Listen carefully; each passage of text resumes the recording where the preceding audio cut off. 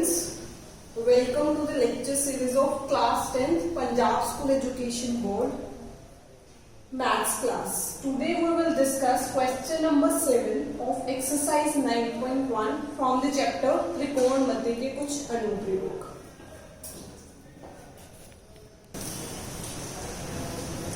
So the question number 7 is भूमि के एक बिंदु से भूमि, ये हमने क्या बना ली, भूमि, भूमि के एक बिंदु से हमें क्या बनाना है, भूमि पर एक बिंदु बनाना है. ये हमने सपोज कर लिया बिंदु. भूमि के एक बिंदु से एक 20 मीटर ऊंचे भवन, हमें क्या बनाना है, एक भवन बनाना है. भवन कितना है, 20 मीटर ऊंचा. भूमि पर हमें क्या बनाना है, भवन. ये हमने क्या बना लिया, भवन. ये हमारे पास क्या है, भवन. और भवन कितना ऊंचा है, 20 मीटर ऊंचा भवन. मीन्स इसकी जो हमें हाइट दी हुई है दैट इज 20 मीटर्स. 20 मीटर ऊंचे भवन के शिखर पर, शिखर हमें पता है क्या होता है, टॉप पॉइंट. तल क्या होता है हमारा, बॉटम पॉइंट. बॉटम पॉइंट को, नीचे वाले पॉइंट को तल भी बोला जाता है और पाद बिंदु भी बोला जाता है. और जो ऊपर वाला पॉइंट होता है उसे शिखर बोलते हैं.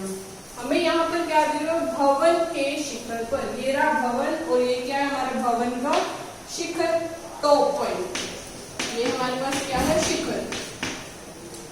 भवन के शिखर पर लगी संचार मीनार. भवन के ऊपर क्या लगी हुई है हमारी, संचार मीनार. मीन्स कुछ एंटीना टाइप्स हमारा इस बिल्डिंग के ऊपर लगा हुआ है, संचार मीनार. ये हमने क्या बना लिया, एक संचार मीनार. आगे बढ़ते हैं क्वेश्चन को. भवन के शिखर पर लगी संचार मीनार, भवन के शिखर पर क्या लगी हुई, संचार मीनार लगी हुई. ये हमारे पास क्या है, मीनार. मीनार के तल और शिखर, पॉइंट नोट करेंगे, मीनार के तल और शिखर. तल और शिखर हमें किसका लेना है, मीनार का. मीनार हमारे पास क्या थी, ये मीनार के तल. ये हमारे पास क्या होता है, तल, बॉटम पॉइंट. नीचे वाले पॉइंट को बोलते हैं तल. मीनार के तल और मीनार का शिखर, ये रहा हमारे पास शिखर. ये जो शिखर था ये हमारे पास भवन का शिखर था. हमें क्वेश्चन में किसका, अब किसका शिखर लेना, हमें मीनार का. इसलिए हम अब शिखर किसको ले रहे हैं, इस पॉइंट को. मीनार का तल और शिखर के उन्नयन कोण. ये पॉइंट कहां से स्टार्ट हुआ था हमारे पास, बिंदु से. बिंदु से हमने क्या बनाने हैं, तल और शिखर के उन्नयन कोण. हमने तल ले लिया, शिखर ले लिया. तल और शिखर का हमें क्या बनाना है, उन्नयन कोण. और बनाना कहां से है हमें, बिंदु से. बिंदु से हमें मीनार का तल और शिखर का उन्नयन कोण बनाना है, दैट इज क्रमश. उन्नयन कोण क्रमश. क्रमश मीन्स रिस्पेक्टिवली. जो फर्स्ट दिया हुआ है उसका फर्स्ट कोण होगा. मीन्स जो पहले लिखा हुआ है उसका पहला कोण, जो बाद में लिखा हुआ है उसका कोण बाद वाला. तल का कोण कितना होगा हमारे पास, 45 डिग्री. और शिखर का कोण कितना होगा, 60 डिग्री. क्रमश, रिस्पेक्टिवली. जो पहले चीज उसका पहला एंगल, दूसरी चीज दूसरा एंगल. तो मीन्स तल का एंगल हमें कितना दिया हुआ है, 45 डिग्री. बिंदु से हमारा जो तल हमने क्या बनाया, तो ये तल का कोण हमें कितना दिया हुआ है, दैट इज 45 डिग्री. तल और शिखर, शिखर का उन्नयन कोण कितना है हमारे पास, 60 डिग्री. बिंदु से मीनार का पॉइंट ध्यान रखेंगे, जो हमें ये एंगल्स दिए हुए हैं वो हमें मीनार के विद रिस्पेक्ट टू दिए हुए हैं. That is why we are considering this शिखर एंड दिस तल. हमें भवन का शिखर और तल नहीं लेना, मीनार का लेना. तो शिखर का जो कोण है दैट इज 60 डिग्री. तो अब हम यहाँ पर क्या कर देंगे, ये कोण हमारे पास कितना हो जाएगा 60 डिग्री। मीनार की ऊंचाई ज्ञात करें। मीनार हमारे पास कितना पार्ट है, सिर्फ इतना। हमें क्या करना है, मीनार की ऊंचाई ज्ञात करनी है, दिस वन। इतना पार्ट हमें क्या करना है, कैलकुलेट करना है। तो हम इस डायग्राम को एक सिंप्लीफाइड फॉर्म में दोबारा से रीड्रॉ कर लेते हैं। ये हमने बना ली ड्राइंग। ये हमारे पास क्या था, भवन। भवन के ऊपर क्या लगा हुआ था हमारे पास, मीनार। ये पार्ट हमारे पास क्या है, भवन, और ये हमारे पास क्या है, मीनार। दिस इज भवन, और इतना पार्ट हमारे पास क्या है, मीनार। हम ट्रायंगल के फॉर्म में इसको क्या कर रहे हैं, रीड्रॉ कर रहे हैं, ताकि हमारे पास सिंप्लीफाइड हो, सिंप्लीफाइड फॉर्म में एक डायग्राम आ जाए।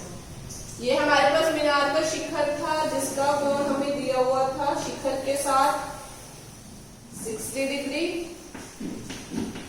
और ये हमारे पास मीनार का तल था, जिसका कोण हमें दिया हुआ था 45 डिग्री। इतना पार्ट हमें क्या दिया हुआ था, 45 डिग्री। तो मीन्स अब हमें क्या कैलकुलेट करना था, मीनार की ऊंचाई। मीनार हमारे पास इतना पार्ट था, तो हमें ये हाइट क्या करनी है, कैलकुलेट करनी है। अगर हम इसको नेम्स दे दें, this is A B C D, it means we have to calculate the value of A B. A B हमें कैलकुलेट करना है। A B stand for basically the height of the minar. तो ए बी जब हम calculate कर लेंगे तो means हमारे पास क्या आ जाएगा, मीनार की ऊंचाई हमारे पास कैलकुलेट हो जाएगी। तो अब हम क्या करेंगे, इसको ट्रिग्नोमेट्री फॉर्मूला से क्या करेंगे, कैलकुलेट करेंगे। तो इन क्वेश्चंस में मेनली क्या रहता है हमारे पास, टैन का फॉर्मूला यूज होता है।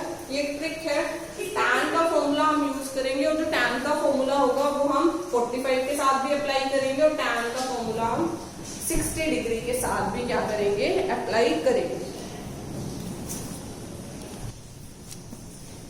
Now we will move to the calculation part. हमें क्या कैलकुलेट करना है, मीनार की ऊंचाई।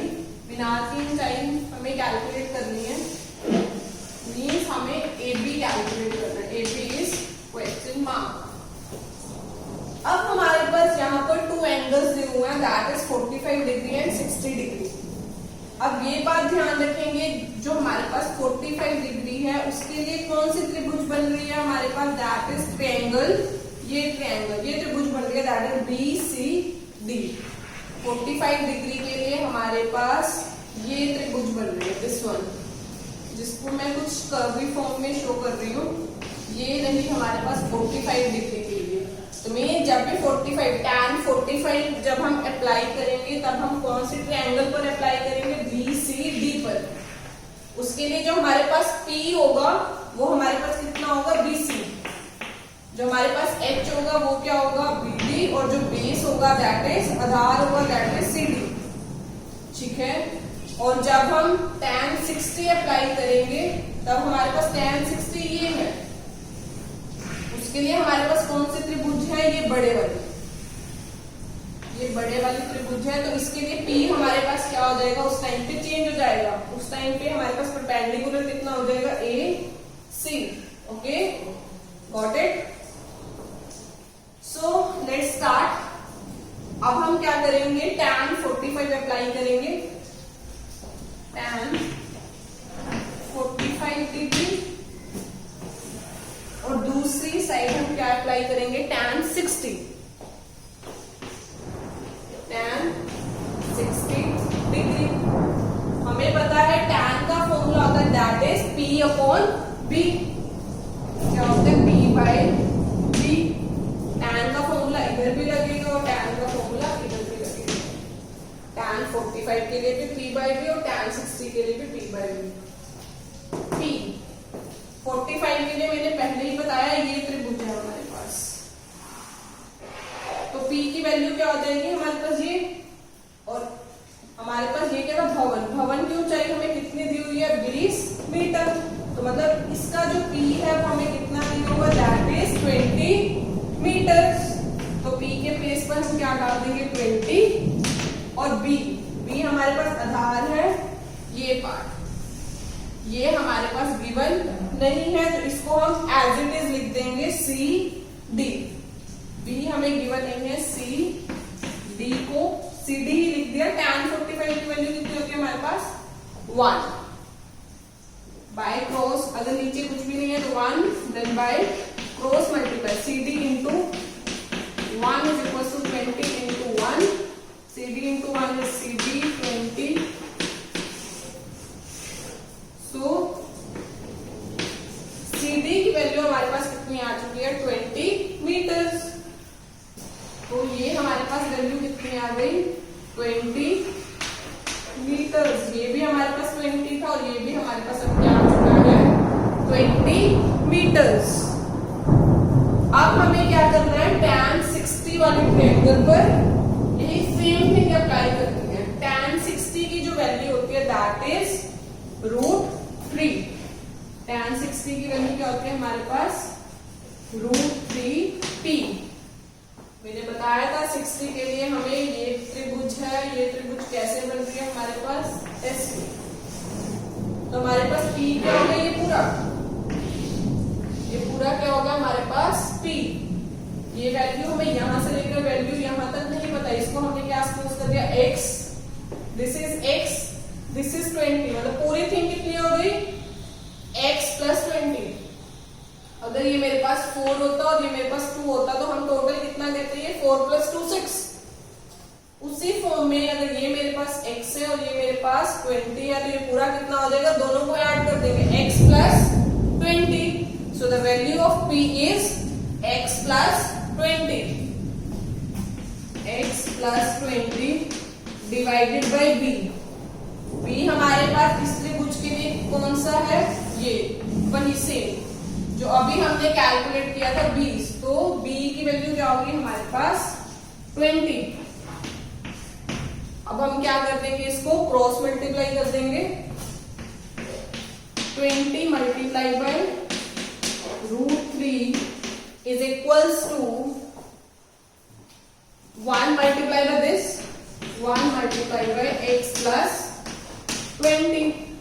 Okay, 20 multiply by √3 is 20 √3। 1 को किसी से भी मल्टीप्लाई करेंगे the result will be the same, so it will be x plus 20। Now we have to find the value of x।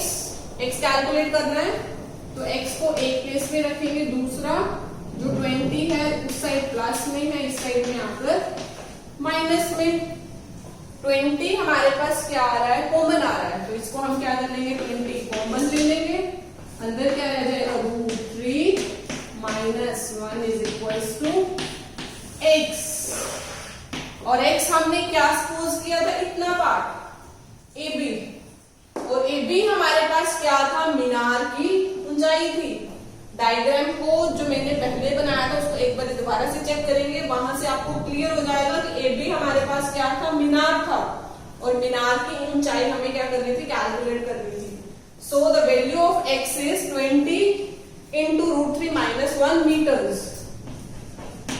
So the height of the minar is, the final answer is 20 √3 minus 1 meters. Hope so you are getting the point. Okay, thank you, and please don't forget to subscribe my channel.